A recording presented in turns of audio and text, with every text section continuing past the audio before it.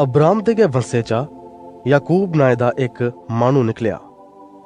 ओहदे 12 पुत्तर होए, जिंदे चा 11वें पुत्तरे दा नां यूसुफ हा। यूसुफ दा जन्म याकूब दे बुढ़ापे च होदा हा। इस किते ओह दुए पुत्तरें शा ज्यादा यूसुफ कन्नै ज्यादा हिरख करदा हा, जेदी वजह कन्नै ओहदे बाकी भरा ओहदे कन्नै नफरत करदे हे। एक ध्याड़े यूसुफ ने अपने पिता ते भराएं गी दस्सेया कि कल राती मैं एक सुखना दिख्या कि सूरज, चन्न ते 11 तारे मिगी मत्था टेका करदे न।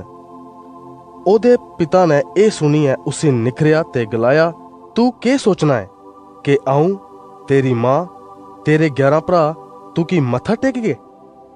इस कारण ओहदे भरा ओहदे कन्नै होर भी ज्यादा जलना ते नफरत करना लगे। एक ध्याड़े यूसुफ दे भरा दूर जंगले च भिड्डां बकरियां चारे करदे हे ते याकूब ने यूसुफ गी उंदा पता करने किते भेजिया कि उंदा केह् हाल है। पर जदों यूसुफ दे भराएं उसी दूरा दा गै औंदे दिखेया तां उनें सलाह बनाई कि की नी अस इसी मारी गै देचै।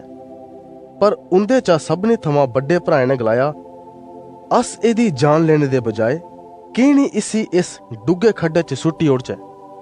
उस एह सलाह तां करियै दित्ती कि जे ओह यूसुफ गी बचाना चाहंदा हा।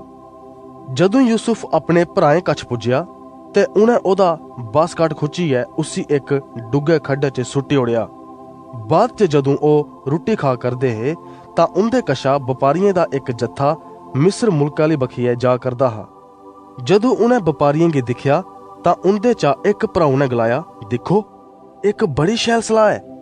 यूसुफ दी जान लेने दे बजाय की नी अस इसी इन्हें बपारियें दे हत्थें च बेची ओड़चै ते सारा स्यापा गै मुक्की जा। उनें उआं गै कीता ते ओह बपारी यूसुफ गी मिस्र मुल्कै च लेई गए। फ्ही यूसुफ दे भराएं अपने पिता गी धोखा देने किते यूसुफ दी बासकाटा उपर कुसै जानवरे दा खून लाई ओड़ेया ते उनें जाइयै खूने कन्नै रंगोदी उस बासकाट गी अपने पिता गी जाई दस्सेया ते पुछना लगे, के एह बासकाट यूसुफ दा गै है? याकूब ने झट उस बासकाटा गी पछाणी लैता ते गलाया, हे परमेसर, एह बासकाट तां मेरे यूसुफे दी गै। इयां लगदा है कि उसी कुसै जंगली जानवरें मारी ओड़े दा है। इस गल्ला गी लेइयै याकूब बड़ा गै दुखी होया। ओहदे पुत्तरें उसी सहारा देने दे भी बड़े जतन किते, पर फ्ही भी ओह दुखी गै रेहा। ते इयां करी यूसुफ गी मिस्र मुल्कै च गुलाम बनाइयै लेई गए ते ओहदा पिता इयै सोचदा रेहा कि उसी कुसै जंगली जानवरें मारी दित्ते दा है।